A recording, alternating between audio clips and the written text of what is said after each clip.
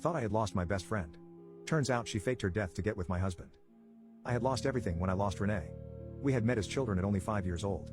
We have had over 2 decades together, through thick and thin. She gave the most wonderful speech at my wedding. I was an only child, but Renee is my sister in the truest sense. When I got the news of the accident, I was inconsolable, just totally beside myself. Until I realized the truth. I'm not sure if knowing she was gone forever is worse than knowing what I know now about her. Losing her meant losing everything, but after everything we've been through now, it feels like half of my life is a lie. As kids, we joked around a lot. We especially enjoyed playing pranks. Not only on each other but on everyone we knew. Our parents hated them, but we were just having fun. Over time I grew accustomed to her antics, and I could smell a fresh prank brewing from a mile away, especially if I was the target. There are certain holes in things. Missing puzzle pieces. People think that lies are added information you can look at and understand. But lies and pranks are about what is missing from the picture. In the empty space, I could form a picture of Renee and what she intended. Once, at theater camp, she had faked being sick so she could sneak away. She was supposed to be in her cabin with the flu while she was actually out moving furniture around in the faculty cabin. I only called her out because there were no tissues on her bedside table. She had medicine, but none of it was taken. Missing puzzle pieces. A month after her passing, I found the first missing piece. I was helping her mother clean out and sort old keepsakes. We were both trying to move on and hoped putting things away would help. We had some wine, opened up a few boxes, and began to conclude Renee's life by remembering her. I sobered up immediately when I saw it. Her calendar. It was a monthly whiteboard. The plans from the month of her passing were still marked in black dry erase. Except, the few weeks before her passing were completely empty. You have to understand that Renee is a busy woman. She was not one to leave a single weekend unadorned with visits to friends or family. She marked her previous weeks nearly full, and then nothing. It was just the kind of Renee-shaped hole I knew from so many years together. But this wasn't a prank. She'd never do something so hurtful.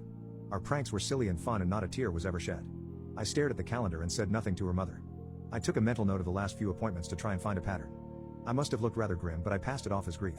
The only thing I felt was suspicion. Renee had made 3 visits somewhat regularly. Dry cleaners, movie night, and trips to the grocery store.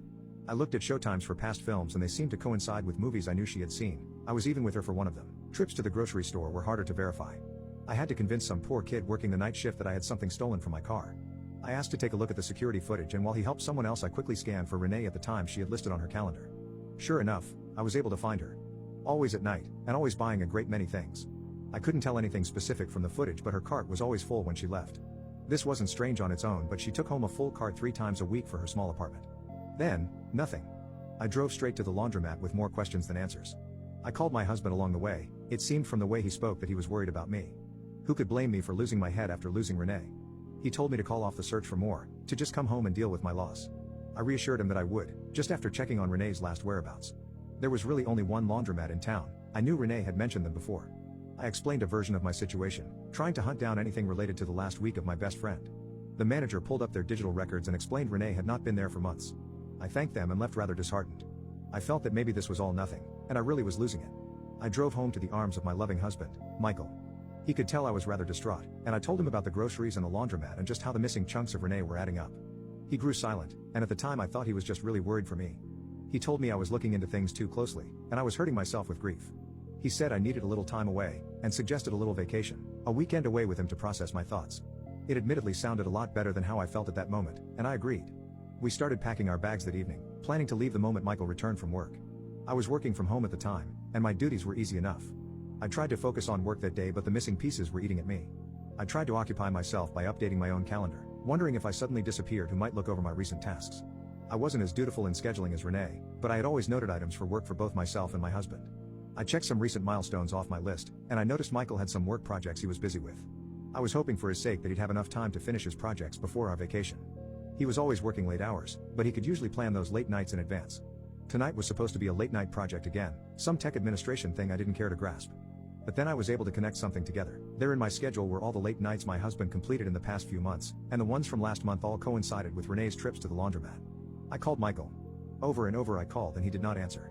My mind was in such a panic that I felt drunk. I paced our house, phone ringing again and again before his voicemail took over. I thought back on how Michael was acting in those days and I wasn't sure if I was projecting, but I could sense just the whisper of one of Renee's schemes again. Missing pieces finally coming together. Then I noticed something else was missing, my husband's things that he had packed. All his luggage was gone from the neat pile we'd arranged the night before. I tore open drawers and cabinets to find he'd also taken his passport and laptop. I was hyperventilating as I again looked at my phone, over 80 outgoing unanswered calls to Michael. It was starting to get dark outside. I navigated to my Find My Phone app and logged out. I knew a good deal of Michael's passwords and soon I was able to log into his account with his credentials. I activated the GPS function and saw he was on the outskirts of town. Or, at least his phone was. Hurrying to my car, I placed the phone in the cradle and sped into the night towards the small GPS ping at the edge of town, near the highway. I screamed and cried as I went, and for the first time, I wished that Renee had just stayed dead. As I turned the corner of a grove of trees into an industrial parking lot, I saw them. My husband was holding my completely alive best friend by the hips. They were smiling, at least until my headlights stopped directly on them and the pickup truck they were standing by. They both seemed to recognize my car and panic, quickly moving to the cab of the truck and driving out of the parking lot. I mumbled the license plate to myself in shock as I called the police. The last I ever saw of them was the piles of grocery bags stacked and tied down in the back of the truck. Police found them near the border, with enough supplies to start a new life. Over the next few weeks, it was my turn to ignore their calls. Renee had been taken in for insurance fraud, and the man I thought I loved had been her accomplice. I missed all the pieces, but I finally put them all together.